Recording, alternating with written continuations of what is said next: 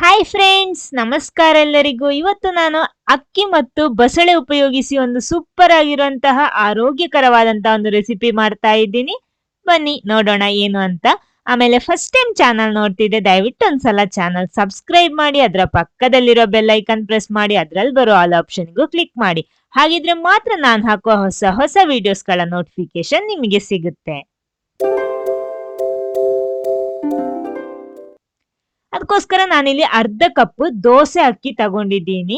ನೋಡಿ, ಅರ್ಧ ಕಪ್ ತಗೊಂಡಿರೋದು. ಟೋಟಲ್ ಇಲ್ಲಿ ನಾನು 1 ಕಪ್ ಅಕ್ಕಿ ಹಾಕ್ತಾ ಇರೋದು, ಅದರಲ್ಲಿ ಅರ್ಧ ಕಪ್ ದೋಸೆ ಅಕ್ಕಿ ಹಾಕ್ತಾ ಇರೋದು.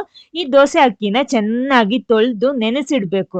ಒಂದು 6 ಗಂಟೆ ಹೊತ್ತಾದ್ರೂ ನೆನೆಸಿಡ್ಬೇಕು, ಇಲ್ಲಾಂದ್ರೆ ರಾತ್ರಿ ಇಡೀ ಓವರ್ ನೈಟ್ ನೆನೆಸಿಟ್ರು ಆಗ್ಬಹುದು. ಅರ್ಧ ಕಪ್ ತಗೊಂಡಿದ್ದೀನಿ. ಆಮೇಲೆ ಇದಕ್ಕೆ ತಗೊಂಡಿರೋದು ರೇಷನ್ ಅಕ್ಕಿ ಅಥವಾ ಪರ್ಬೋಲ್ಡ್ ರೈಸ್, ಇದು ಶಾಪ್ ಅಲ್ಲೂ ಸಿಗುತ್ತೆ. ನೋಡಿ, ಈ ಅಕ್ಕಿ ಇದನ್ನ ನಾವು ಅದೇ ರೀತಿ ಅರ್ಧ ಕಪ್ ತಗೊಂಡಿದ್ದೀನಿ. ಟೋಟಲ್ 1 ಕಪ್ ತಗೊಂಡಿದ್ದೀನಿ. ಇದನ್ನ ಚೆನ್ನಾಗಿ ತೊಳೆದು ಒಂದು ನೆನೆಸಿಡ್ಬೇಕು. ಒಂದು 6 ಗಂಟೆ ಹೊತ್ತಾದ್ರೂ ನೆನೆಸಿಡ್ಬೇಕು. ನೋಡಿ, ಈ ರೀತಿ ಇದೆ.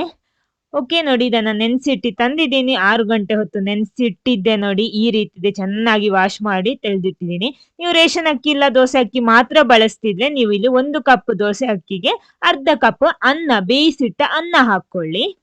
ಓಕೆ, ಇದನ್ನ ನೋಡಿ ಚೆನ್ನಾಗಿ ತೊಳೆದು ತಂದಿದ್ದೀನಿ. ಇದನ್ನ ರುಬ್ಬೇಕು. ಒಂದು ಮಿಕ್ಸಿ ಜಾರ್ ತಗೊಳ್ಳಿ. ಅದಕ್ಕೆ ನಾವಿಲ್ಲಿ ನೆನೆಸಿಟ್ಟ ಅಕ್ಕಿ ಸೇರಿಸ್ತಾ ಇದ್ದೀನಿ. ಮೊದಲು ಅಕ್ಕಿ ಹಾಕ್ಬಿಟ್ಟು ಆಮೇಲೆ 2 ಬ್ಯಾಡಗಿ ಮೆಣಸು ಹಾಕ್ತಾ ಇದ್ದೀನಿ ನಾನು. ಅವಾಗ ಜಾಸ್ತಿ ಖಾರ ಆಗಲ್ಲ. ರುಚಿಗೆ ತಕ್ಕಷ್ಟು ಉಪ್ಪು, ಆಮೇಲೆ ಸ್ವಲ್ಪ ಹುಣಸೆ ಹಣ್ಣು, ಜಾಸ್ತಿ ಬೇಡ. ನೋಡಿ, ಇಷ್ಟೇ ಸಾಕು. ಓಕೆ, ಇಷ್ಟೇ ಹಾಕ್ಬಿಟ್ಟು ನೋಡಿ ಹಾಕ್ತಾ ಇದ್ದೀನಿ. ಆಮೇಲೆ ಇದಕ್ಕೆ ಎಷ್ಟು ನೀರು, ಗ್ರೈಂಡ್ ಆಗೋದಿಕ್ಕೆ ರುಬ್ಲಿಕ್ಕೆ ಎಷ್ಟು ಬೇಕೋ ನೀರು ಅಷ್ಟು ಮಾತ್ರ ಸೇರಿಸ್ಕೊಳ್ಳಿ, ಜಾಸ್ತಿ ಬೇಡ. ಗಟ್ಟಿಯಾಗಿ ರುಬ್ಕೊಳ್ಳಿ. ನೋಡಿ, ಈ ರೀತಿ ರುಬ್ಬಿ ತಂದಿದ್ದೀನಿ. ನೋಡಿ, ಈ ರೀತಿ ಇರ್ಬೇಕು. ಅಂದ್ರೆ ಸ್ವಲ್ಪ ಗಟ್ಟಿಯಾಗಿರ್ಬೇಕು ಹಿಟ್ಟು, ಜಾಸ್ತಿ ನೀರಾಗಿರ್ಬಾರ್ದು. ಅದು ಮಾತ್ರ ನೆನಪಲ್ಲಿಟ್ಕೊಳ್ಳಿ. ನೋಡಿ, ಈ ರೀತಿ ನುಣ್ಣಗೆ ರುಬ್ಬಿ ತಂದಿದ್ದೀನಿ ನಾನು. ಆಮೇಲೆ ನಾನಿಲ್ಲಿ ಒಳ್ಳೆ ಫ್ರೆಶ್ ಆಗಿರೋಂತಹ ಬಸಳೆ ತಗೊಂಡಿದ್ದೀನಿ. ಇಲ್ಲಿ ನಾನು ಬಸಳೆ ಎಲೆ ಮಾತ್ರ ಉಪಯೋಗಿಸ್ತಾ ಇರೋದು. ಇಲ್ಲಿ ಎಷ್ಟು ಬೇಕಿರೋ ತಗೋಬಹುದು. ನಮಗೆ ಜಾಸ್ತಿ ಹಾಕಿದಷ್ಟು ಚೆನ್ನಾಗಿರುತ್ತೆ. ನೋಡಿ, ಈ ಎಲೆಯನ್ನ ಸಣ್ಣಕ್ಕೆ ಕಟ್ ಮಾಡಬೇಕು. ನೋಡಿ, ಈ ರೀತಿ ಕಟ್ ಮಾಡಬೇಕು. ದೊಡ್ಡಕ್ಕಲ್ಲ, ಸಣ್ಣಕ್ಕೆ. ಅದಕ್ಕೋಸ್ಕರ ಎಲೆ ಮಾತ್ರ ಉಪಯೋಗಿಸ್ತಾ ಇರೋದು. ಬಸಳೆ ಎಲೆ ಮಾತ್ರ ಸಾಕು ಇದಕ್ಕೆ. ನೋಡಿ, ಈ ರೀತಿ ಕಟ್ ಮಾಡಿಟ್ಕೊಂಡಿದ್ದೀನಿ. ನೋಡಿ, ಎಲ್ಲ ಕಟ್ ಮಾಡಿದ್ದೀನಿ. ನಾನು ಇಷ್ಟು ತಗೊಂಡಿದ್ದೀನಿ. ಆಮೇಲೆ ಈ ಎಲೆ ಕಟ್ ಮಾಡಿದ್ದನ್ನ ನಾವಿಲ್ಲಿ ಗ್ರೈಂಡ್ ಮಾಡಿಟ್ಟ ರುಬ್ಬಿಟ್ಟ ಹಿಟ್ಟಿಗೆ ಹಾಕೋಬೇಕು.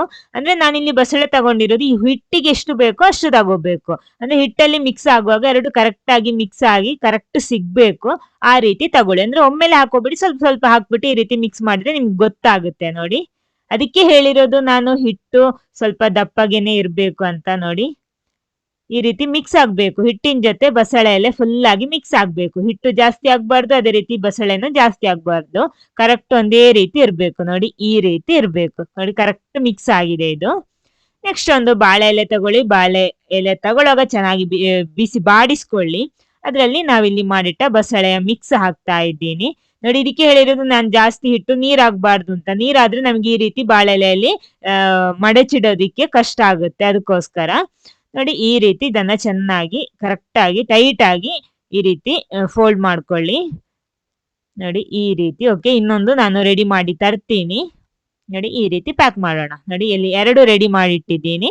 ನೆಕ್ಸ್ಟ್ ಮಾಡ್ಬೇಕಾಗಿರೋದು ಇಷ್ಟೇ. ಇಡ್ಲಿ ಪಾತ್ರೆ ಬಿಸಿ ಮಾಡಿ ಅದಕ್ಕೆ ಸ್ವಲ್ಪ ನೀರು ಸೇರಿಸ್ಬಿಟ್ಟು ಅದ್ರ ಮೇಲ್ಗಡೆ ಒಂದು ತಟ್ಟಿ ಇಟ್ಬಿಟ್ಟು 2 ಬಾಳೆ ಎಲೆಯಲ್ಲಿ ಮಾಡಿಟ್ಟಂತಹ ನಮ್ಮ ಬಸಳೆಯ ಕಡುಬು ನಾನಿಲ್ಲಿ ಇಡ್ತಾ ಇದ್ದೀನಿ. ಹೈ ಫ್ಲೇಮ್ ಅಲ್ಲಿ ಒಂದು 20 ನಿಮಿಷ ಬೇಯಿಸ್ಕೊಳ್ಳಿ. ನೋಡಿ, 20 ನಿಮಿಷ ಆಗಿದೆ.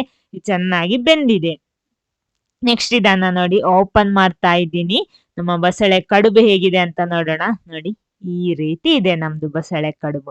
ಓಕೆನಾ. ನೆಕ್ಸ್ಟ್ ಇದನ್ನ ನಾವ್ ಏನ್ ಮಾಡ್ಬೇಕಂದ್ರೆ ಸಣ್ಣಕ್ಕೆ ಕಟ್ ಮಾಡ್ಬೇಕು. ನೋಡಿ, ಈ ರೀತಿ ನಿಧಾನಕ್ಕೆ. ಇವಾಗ ಬಿಸಿ ಬಿಸಿ ಇದೆ, ನಿಮ್ಗೆ ಬೇಕಿದ್ರೆ ಆರಿದ್ಮೇಲೆ ನಿಧಾನಕ್ಕೆ ಕಟ್ ಮಾಡ್ಬೋದು. ನಾನಿಲ್ಲಿ ಬೇಗ ಬೇಗ ಮಾಡ್ತಾ ಇದ್ದೀನಿ. ಬಿಸಿ ಬಿಸಿ ಆಗಿದೆ, ಅದನ್ನ ಸಣ್ಣಕ್ಕೆ ಕಟ್ ಮಾಡ್ತಾ ಇದ್ದೀನಿ. ನೋಡಿ, ಈ ರೀತಿ ಕಟ್ ಮಾಡ್ಕೊಳ್ಳಿ.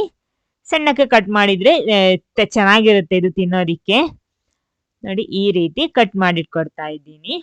ಓಕೆ, 2 ಕೂಡ ಕಟ್ ಮಾಡಿ ರೆಡಿ ಮಾಡಿ ತರ್ತೀನಿ ನಾನು.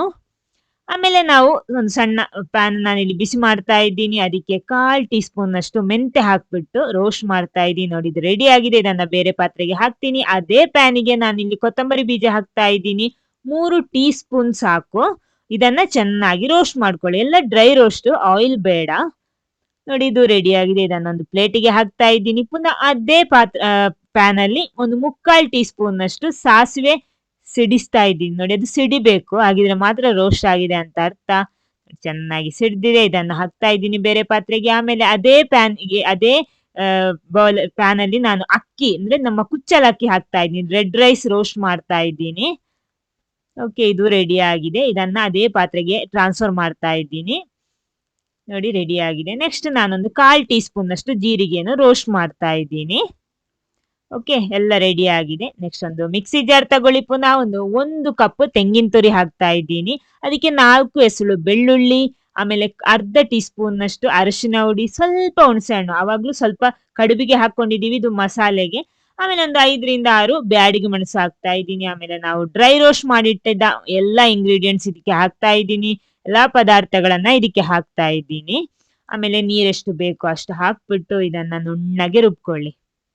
ನೋಡಿ ನಮ್ಮ ಮಸಾಲೆನು ರೆಡಿ ಆಗಿದೆ. ಒಂದು ಕಡಾಯಿ ಬಿಸಿ ಮಾಡಿ ಅದಕ್ಕೊಂದು 3 ಟೀ ಸ್ಪೂನ್ ನಷ್ಟು ಎಣ್ಣೆ, ನಾನಿಲ್ಲಿ ತೆಂಗಿನ ಎಣ್ಣೆ ಬಳಸಿರೋದು, ನಿಮ್ಗೆ ಯಾವುದೇ ಕುಕ್ಕಿಂಗ್ ಆಯಿಲ್ ಬಳಸಬಹುದು. ಅದಕ್ಕೆ ಸಾಸಿವೆ ಅರ್ಧ ಟೀ ಸ್ಪೂನ್, ಆಮೇಲೆ 1 ಟೀ ಸ್ಪೂನ್ ನಷ್ಟು ಉದ್ದಿನ ಬೇಳೆ ಹಾಕ್ತಾ ಇದ್ದೀನಿ. ಒಂದು ಕರಿಬೇವು ಹಾಕ್ಬಿಟ್ಟು ಚೆನ್ನಾಗಿ ಫ್ರೈ ಮಾಡ್ತಾ ಇದ್ದೀನಿ. ಮೊದಲು ನೋಡಿ ಅದು ಸ್ವಲ್ಪ ಕಲರ್ ಎಲ್ಲ ಚೇಂಜ್ ಬರಬೇಕು, ಉದ್ದಿನ ಬೇಳೆ ಕಲರ್ ಎಲ್ಲ ಬ್ರೌನ್ ಕಲರ್ ಬರಬೇಕು. ನೋಡಿ ಇಲ್ಲಿ ರೆಡಿ ಆಗಿದೆ. ಇದಕ್ಕೆ ನಾನು 1 ಈರುಳ್ಳಿ ಸಣ್ಣಕ್ಕೆ ಕಟ್ ಮಾಡಿಬಿಟ್ಟು ಹಾಕ್ತಾ ಇದ್ದೀನಿ.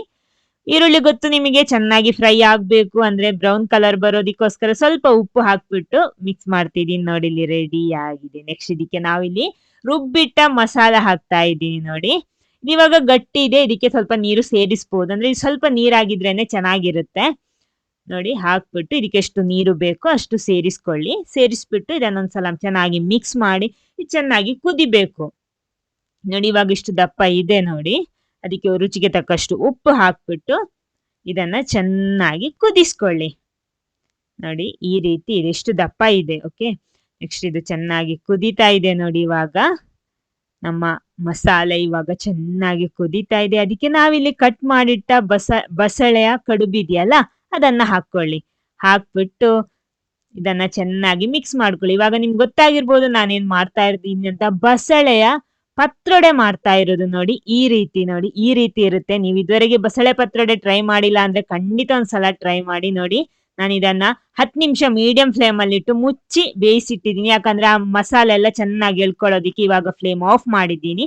ಇನ್ನು ಸ್ವಲ್ಪ ಹೊತ್ತು ಇದನ್ನ ರೆಸ್ಟ್ ಮಾಡ್ಕೊಳ್ಳಿ. ನೋಡಿ ಇವಾಗ ಓಪನ್ ಮಾಡ್ತಾ ಇದ್ದೀನಿ. ಅವಾಗ ಮಸಾಲೆ ಎಲ್ಲ ಚೆನ್ನಾಗಿ ಎಳ್ಕೊಂಡು ಈ ರೀತಿ ಆಗಿರುತ್ತೆ. ಬಿಸಿ ಬಿಸಿ ತಿಂದ್ರೆ ಚೆನ್ನಾಗಿರಲ್ಲ, ಸ್ವಲ್ಪ ಆರ್ಬೇಕು, ಆವಾಗ ಮಸಾಲೆ ಎಲ್ಲ ಎಳ್ಕೊಂಡು ಸೂಪರ್ ಆಗಿರುತ್ತೆ.